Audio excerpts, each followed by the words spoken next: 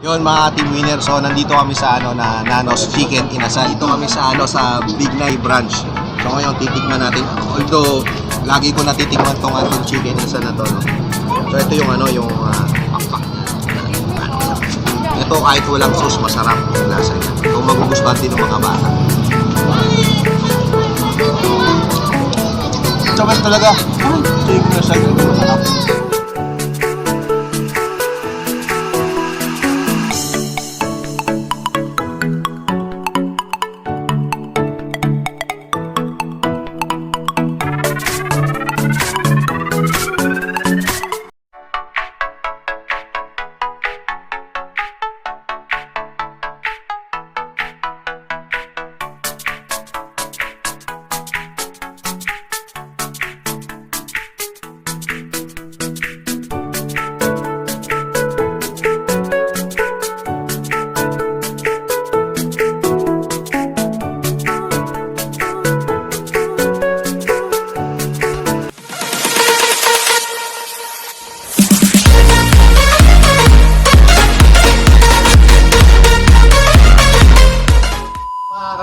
So nandito na naman po kami, no? So nandito yung mga kasama namin.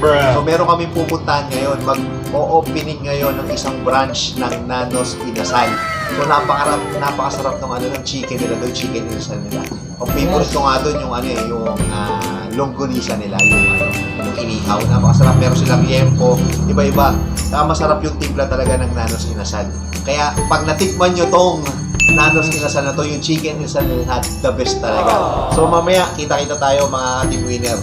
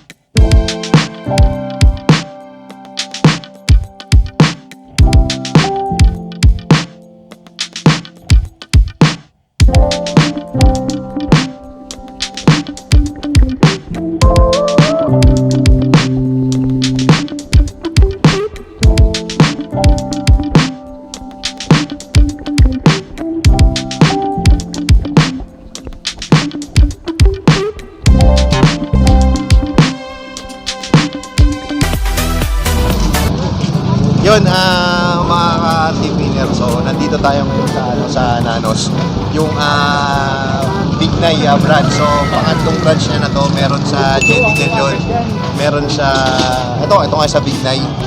So ito yung bagong open niya yun dito ng na Nanos Inasal, no? So ito yung niya, yung menus niya.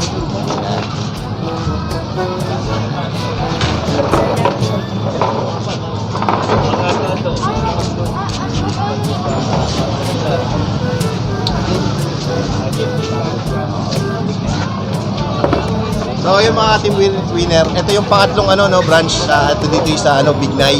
Meron tayo sa sa Gente de Leon at meron tayo sa Paso de Blas na. So ito po yung pangatlo dito sa Bignay, Valenzuela City. So masarap po yung chicken nito, yung inasal, no. So, lahat po ng nito, masarap yung yung tinda. Pag natikman niyo itong mga team winner, mapapa-winner talaga kayo. Winner sa sarap. Winner sa sarap. So nga pala, ito yung mga kasama natin, mga team winner. Baka akala nyo, ako lang. Ito nga pala sila. So, Yan. guys, again, Big Boy. Don't forget. Ito nga pala si Bogart. Tikas. Nakalimutan na. Tikas, sobrang busy lang. Ayun.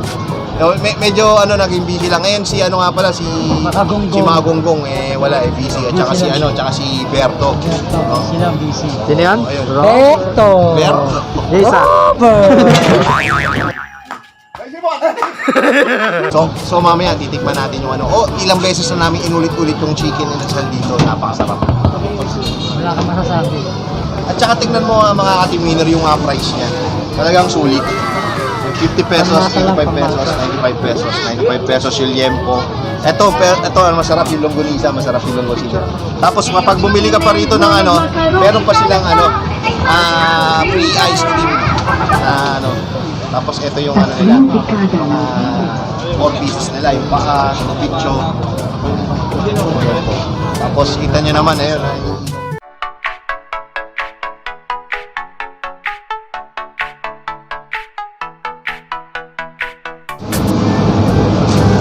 Yun, mga team winners, so nandito tayo sa loob. Paano pinaprocess yung na chicken inasal natin, no? So ayan, i-open natin. Ayan. Ayan yung chicken inasal natin.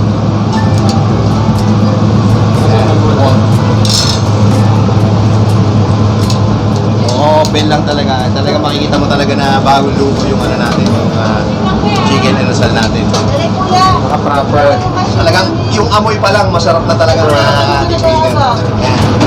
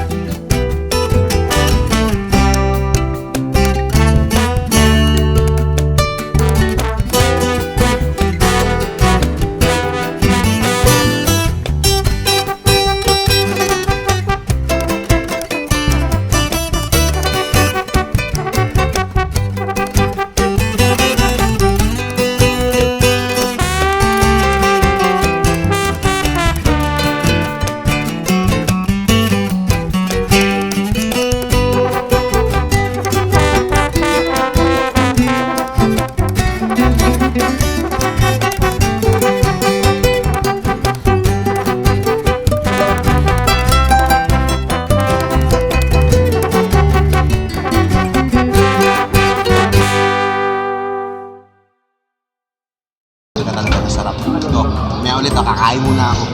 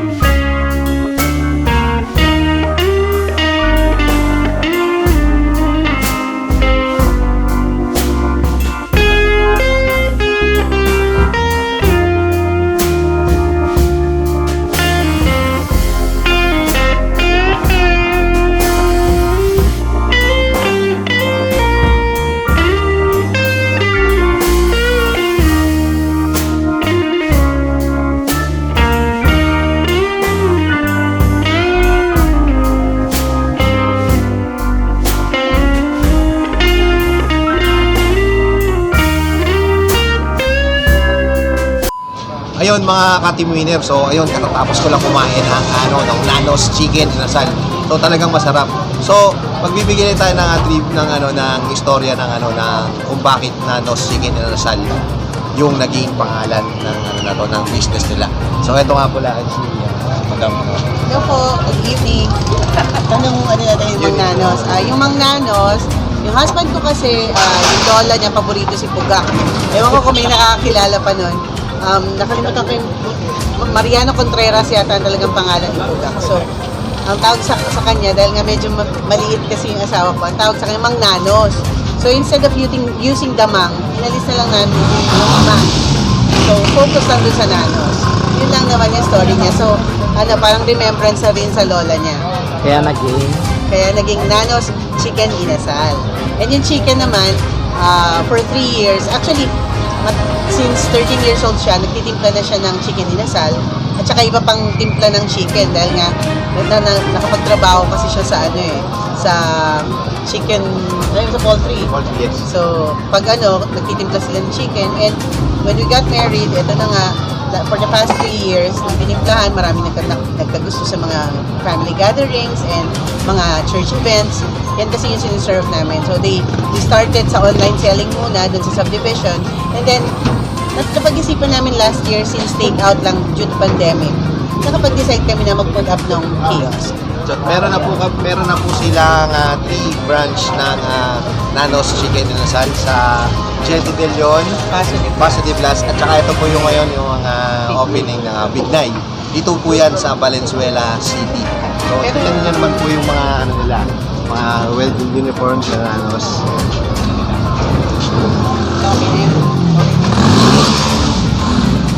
So, ayun po. Ayun, so yung iba po dyan, kahit from Cainta, Yeah. from Makati, from BGC, from Taguig, nakapag-deliver po kami doon. We are also in Food Panda. Check nyo lang din po yung page namin. Like and share our page. It's Nanos Chicken Inasal. So, tikman nyo po. Talagang sarap na hanap-hanapin. Yes. Thank you.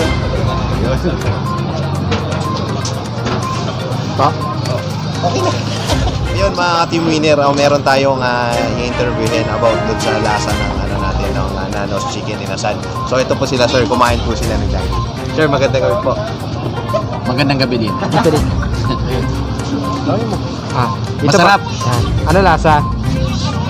Parang lasang barbecue. Ayun. So ito Masarap. yung nakain ni sir. Katunayan. Ubos niyo. Katunayan ubos. Simot kagad, simot sarap. Diba Ayun. sarap? Isa pa ulit. So maraming salamat sir. Saan po pangalan nila sir? Leonido Garcia. Ayun. Shoutout kay Kay Johnny Garcia? Leonido Garcia. Leonedo Garcia pala. Tapos ito rin po yung mga kasama nilang kumain. Asawa ko po, tsaka yung kalko, tsaka bilas ko po. Ikaw ma'am. Asawa ko po. Natira na lang po. Ito mga anak ko. Ito po. Yung kalat namin. Simot sarap. Simot sarap na, ubos na eh. Mga chikiting, anong Ano sabi mo na? Masarap? nakalabas na rin kayo, no? Ubos. Nakalabas na rin. Kailan po Ubos kagad eh. Ikaw, be? kanina po natira. Ayan, dalawa na. Ayun, na-interview na po natin sila yung mga kumain ng dito sa Nanos sa Chicken Inasal. So good daw yung lasa. So yun, susunod ulit tayo mga team winner